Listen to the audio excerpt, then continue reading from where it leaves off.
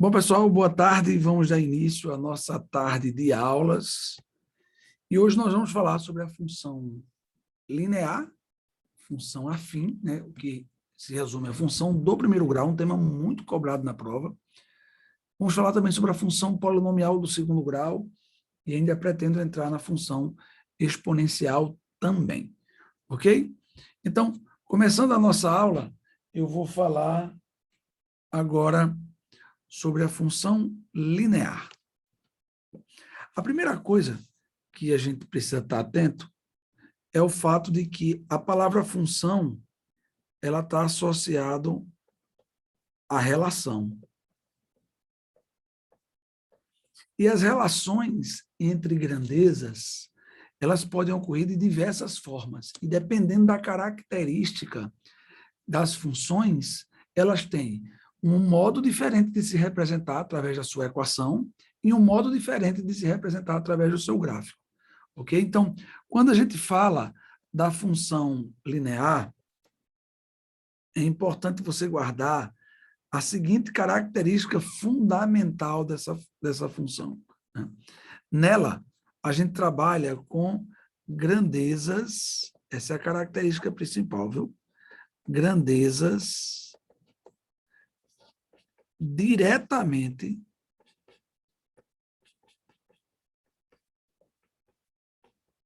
proporcionais.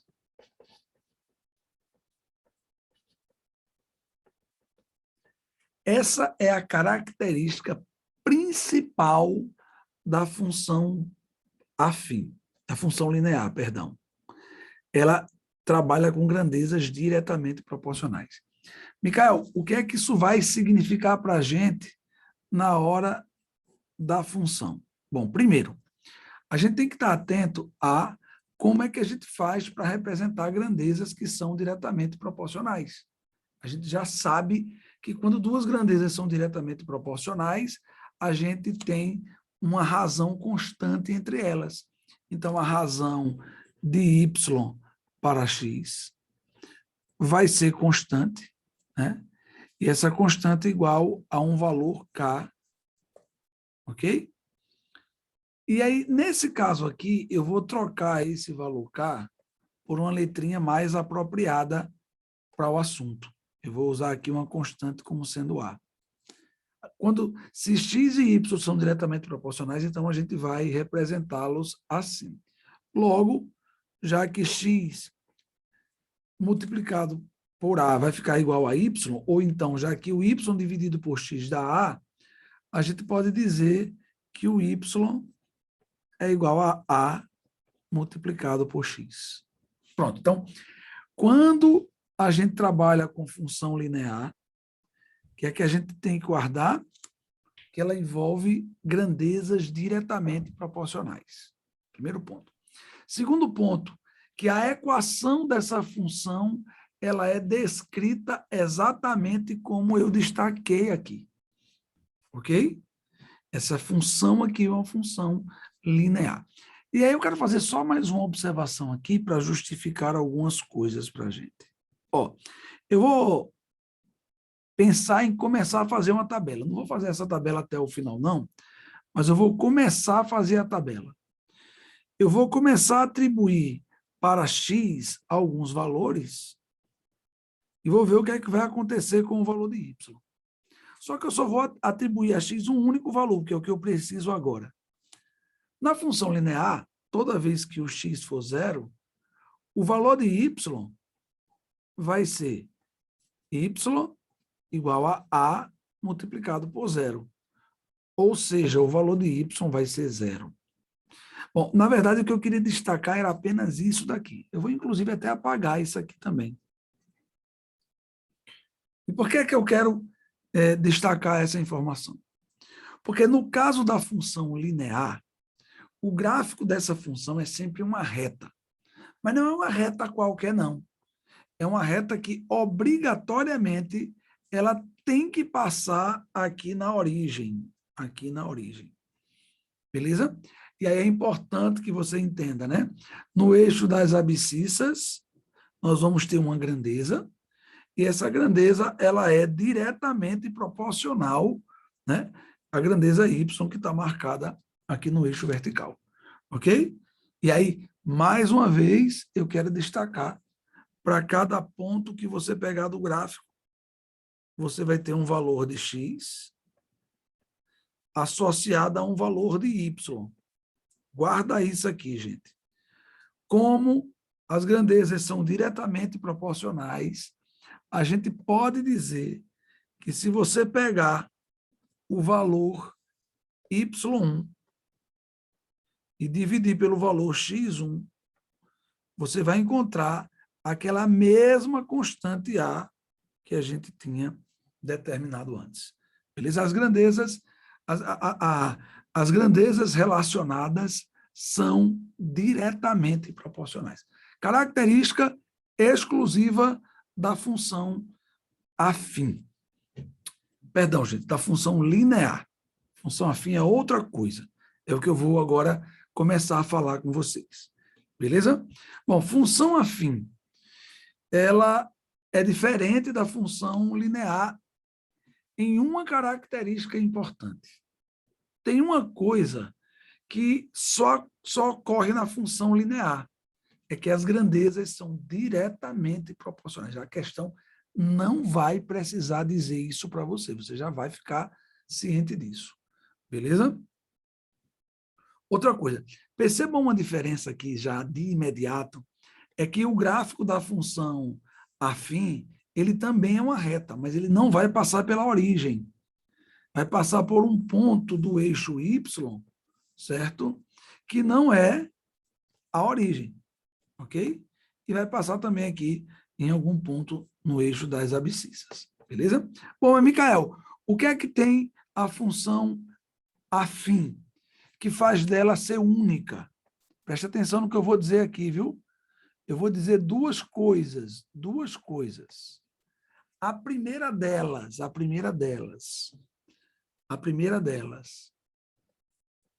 olha, a função afim, eu vou escrever e vou explicar, ok? Ela transforma uma PA em outra PA. Eu vou explicar isso para vocês detalhadamente, certo? Bom, a função afim, você lembra, ela é definida por um polinômio do primeiro grau. A função afim, ela se escreve assim, só para a gente relembrar aqui.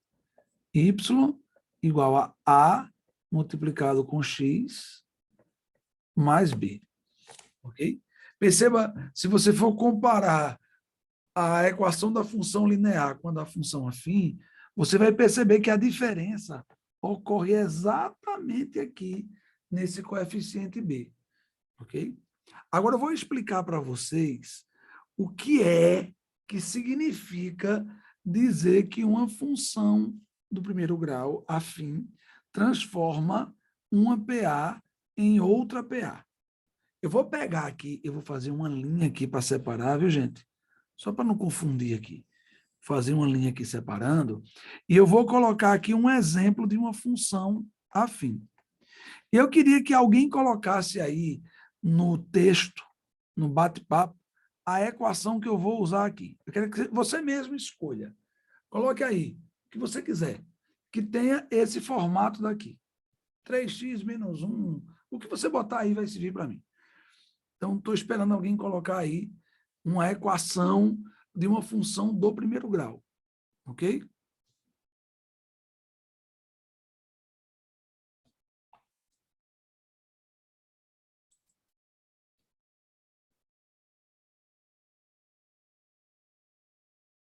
Qualquer pessoa pode escrever. A primeira que sair eu vou usar aqui.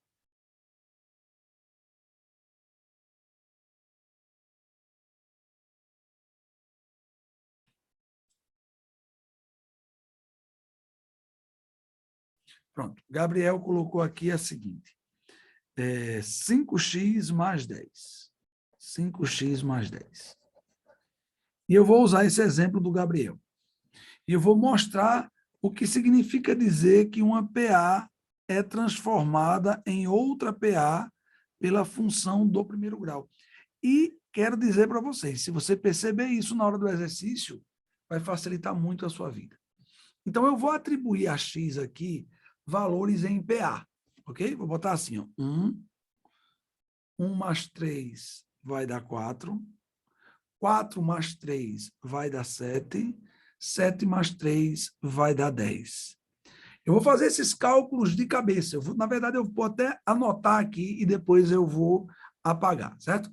Quando x for 1, qual vai ser o valor de y? 5 multiplicado por 1 mais 10. 5 multiplicado por 1 vai dar 5, mais 10 vai dar 15. Então, deixa eu botar 15 aqui. Agora, eu vou botar y igual a 4, ok? Aí eu vou ter 5 multiplicado por 4 mais 10. 5 multiplicado por 4 dá 20, mais 10 dá 30. Ok? Agora eu vou botar aqui 30. Ok? Agora eu vou botar aqui x igual a 7. Y igual a 5 multiplicado por 7 mais 10. 5 vezes 7 vai dar 35. 35 mais 10, 45. Pronto. E aí eu vou parar por aqui mesmo. Eu acho que você já vai enxergar o que eu quero dizer aqui. Nós temos uma função do primeiro grau. E aí eu quero destacar para você que eu construí uma tabela e nessa tabela os valores de x estão em PA, porque daqui para cá eu aumentei 3. Daqui para cá eu também aumentei 3. Daqui para cá eu também aumentei 3. Ok?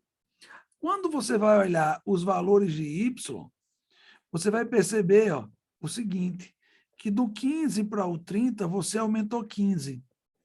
E do 30 para o 45 você também aumentou 15. Então, observe, os valores de x estão em PA de razão 3 e os valores de y estão em PA de razão 15.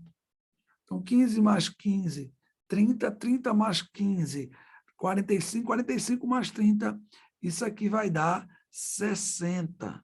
E aí, se você quiser, você pode sair construindo essa tabela, caso os valores estejam em PA. Então, se liga, porque essa é uma dica importante e pode ajudar muito você.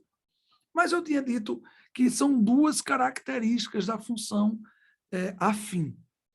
Então, vamos à segunda característica, e essa é muito importante, se não for a mais importante. Veja só. No caso da função do primeiro grau, presta atenção, a função polinomial do primeiro grau pode ser linear ou afim. Na função linear, as grandezas são diretamente proporcionais. Na função afim, a gente vai ter uma taxa de variação constante. Essa é a característica que faz da função linear, da função afim, diferente das demais funções, beleza? E eu vou explicar, relembrar, na verdade, o que é que isso significa, beleza? Então, eu quero que você olhe aqui agora para esse gráfico daqui. Perceba que essa reta, se eu desse uma continuidade nela, né, ela não ia passar na origem, né, que é o que obriga a função linear. Mas, Miquel, o que é a taxa de variação constante? Bom, primeiro, nós temos aqui o valor da grandeza y e aqui o valor da grandeza x. Para cada ponto do gráfico, a gente vai ter um valor na grandeza x e um valor correspondente na grandeza y. Ok? Se você pegar um outro ponto aqui, um ponto B, ele vai ter também um valor correspondente na grandeza x e um valor correspondente na grandeza y. Ok? Eu vou só voltar aqui para destacar essa informação daqui, ó. Ó, essa daqui. No caso da função linear, as grandezas são diretamente proporcionais. Você pode chegar lá, pegar um ponto, dividir o valor de y pelo valor de x, que esse valor vai dar sempre constante. Qualquer ponto que você pegar na função linear. Na função afim, a coisa muda. O que é que vai acontecer na função afim? Você vai pegar dois pontos desse gráfico, dois pontos quaisquer. Eu destaquei dois, mas a função, o gráfico da função, ela vai apresentar provavelmente uma infinidade de pontos. E para cada ponto que você pegar, você vai ter um valor de abscissa e um valor de ordenada, ok? E aí é importante você perceber que a taxa de variação é o seguinte. Primeiro, a variação é a diferença. Quando você faz assim, variação de y, é você observar que de A para B, por exemplo, o valor de y mudou. No ponto A, o valor de y era 1, no ponto B, ele é outro. Então, teve uma variação. Ok? Que seria YB menos YA. A variação é isso. Né? Quando você olha do mesmo ponto A para o ponto B, você pode calcular a variação do x. No ponto A, o x é um valor, no ponto B é outro. Houve uma variação. Seria xb menos xa. Ok? Isso é a variação. Mas o que acontece de importante nessa função é que a taxa da variação é constante.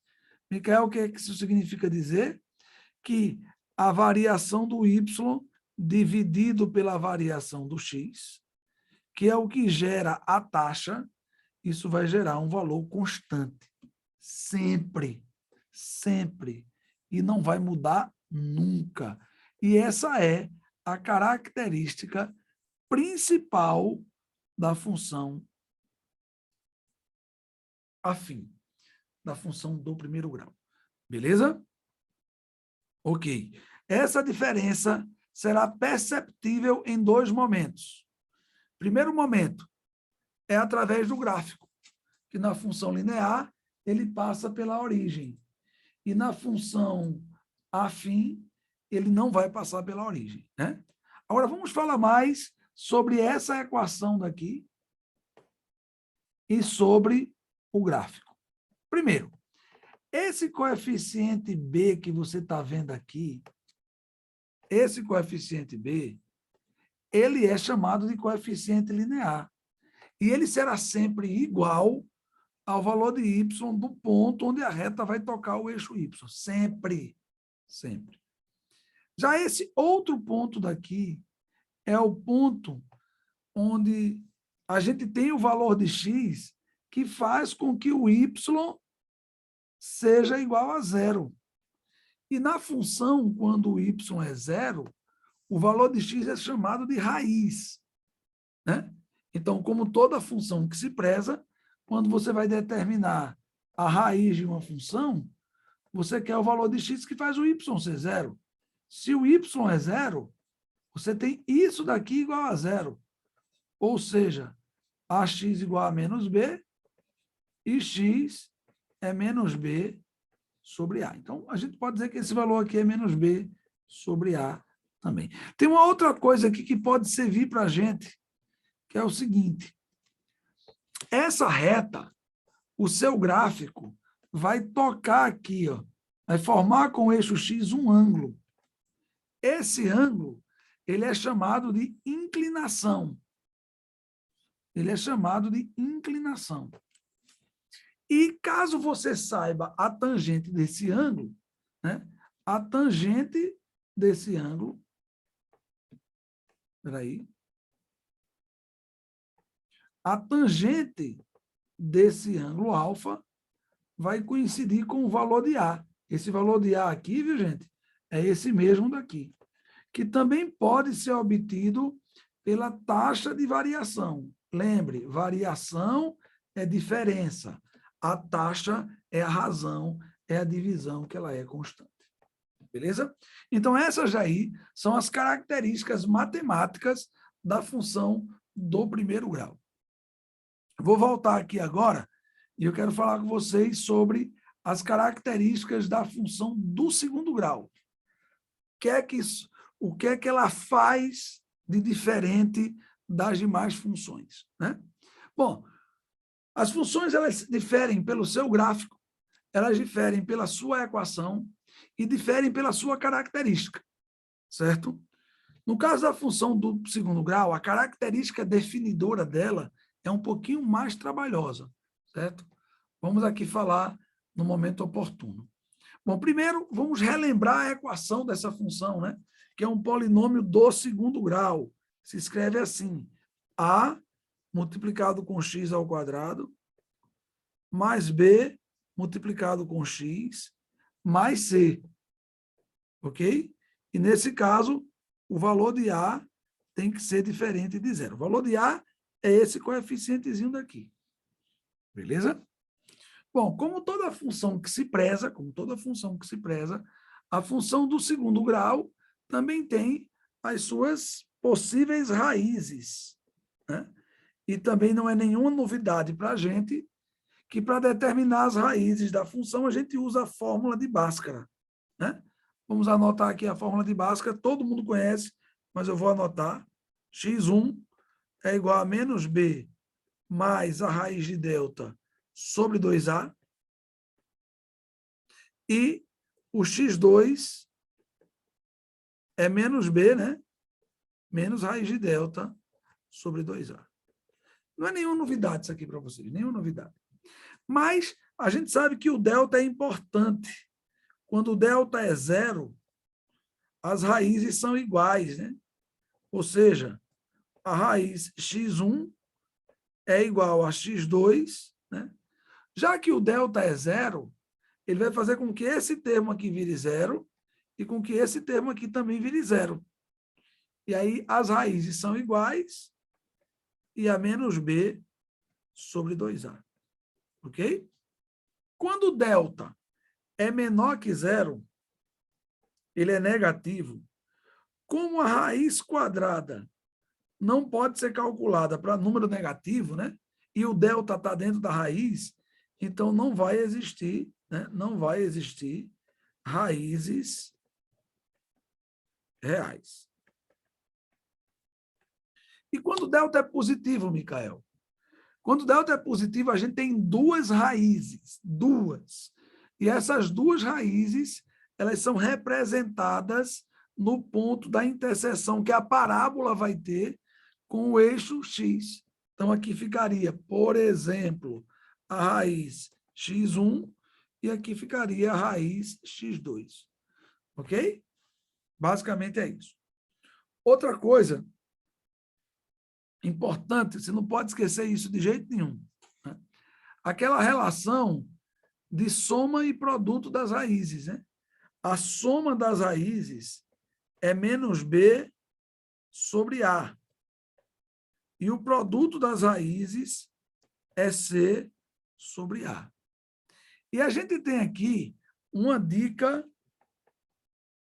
que é importantíssima, importantíssima, que é quando a gente tem a função do segundo grau com o coeficiente a igual a 1. Quando esse coeficiente daqui, ó, ele é igual a 1, aí a função primeiro ela vai se escrever assim, ó, y igual a x ao quadrado mais bx mais c.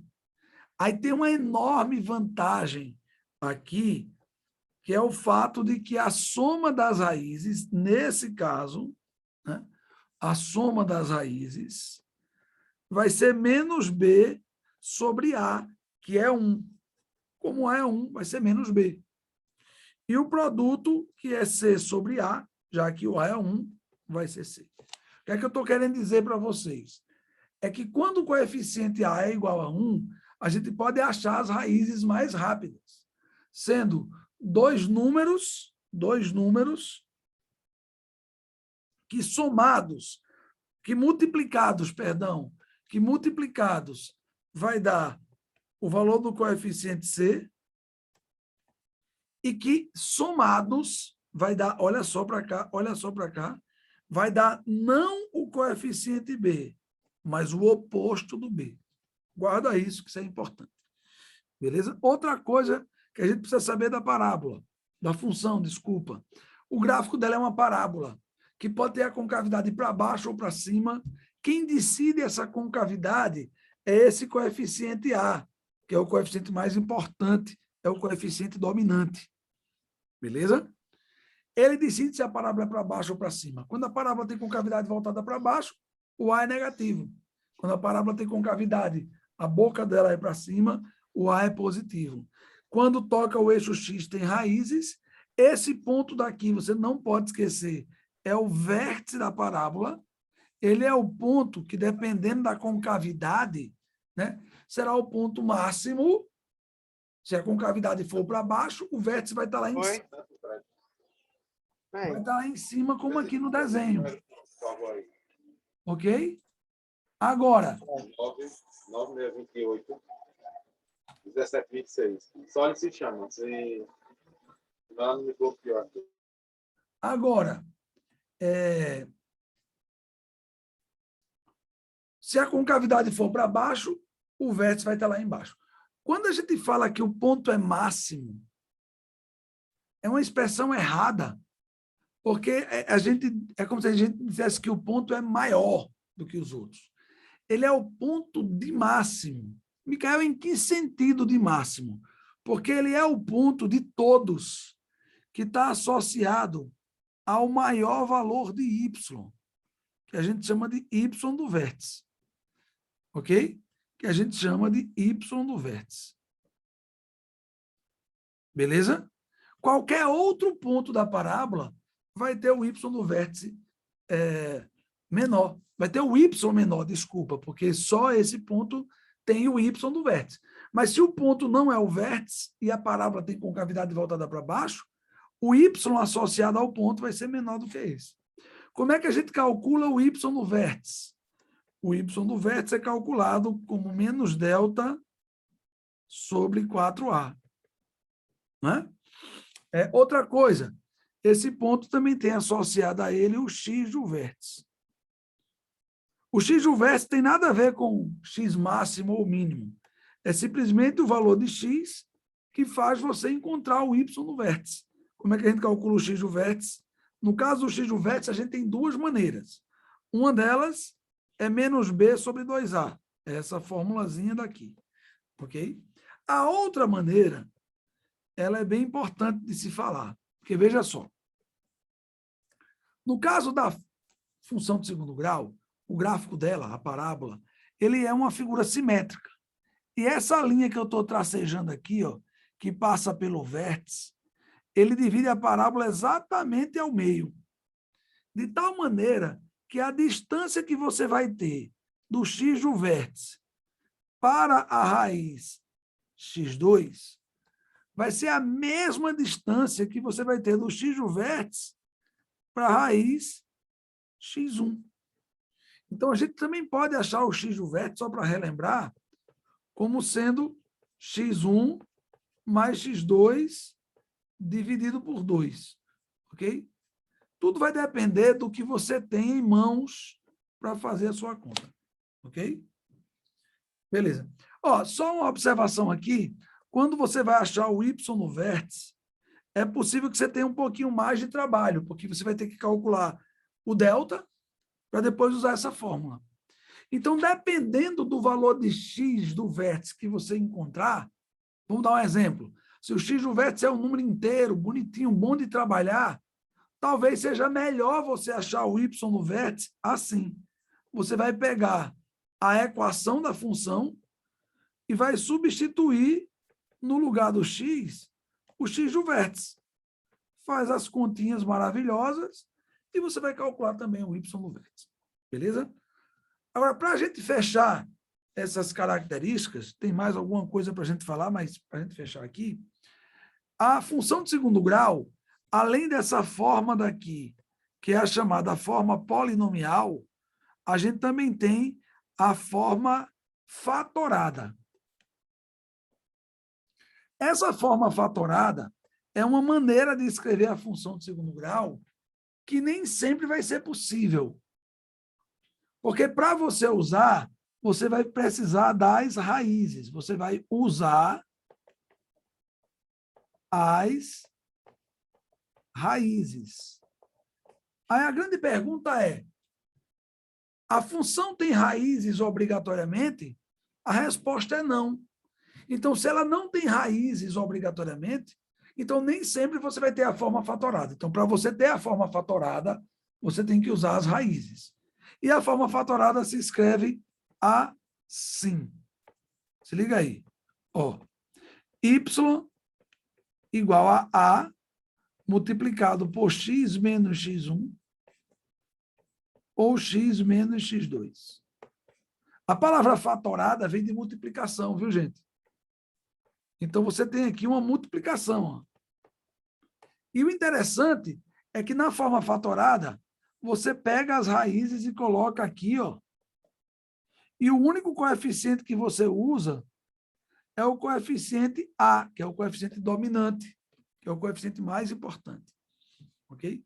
Além da forma fatorada, a gente também vai ter a famosa forma canônica, que é a mais importante de todas. E para você fazer a forma canônica, você vai usar o vértice. Ok? Bom, se você vai usar o vértice, é certeza que a função de segundo grau vai ter um vértice. Ela pode até não ter raízes, mas o vértice ela vai ter.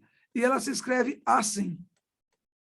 Y igual a, que multiplica x menos x do vértice, elevado ao quadrado, mais o y do vértice. Novamente, você vai perceber aqui a presença do coeficiente A, o coeficiente dominante. E dessa vez, você não vai estar usando as raízes, vai estar usando o x do vértice e o y do vértice. Beleza? Ah, mais uma coisa para eu não esquecer aqui. No caso da função de segundo grau, quando a parábola tocar o eixo das ordenadas, o eixo y, nesse ponto aqui, a gente já sabe que no ponto do eixo y, o valor de x é zero. Isso é certo. Agora, o valor de y vai coincidir com o valor do coeficiente c, que é esse coeficiente do termo independente. Não há exceção, isso vai ser sempre assim, e essas são as características que você precisa saber sobre a função do segundo grau. Beleza?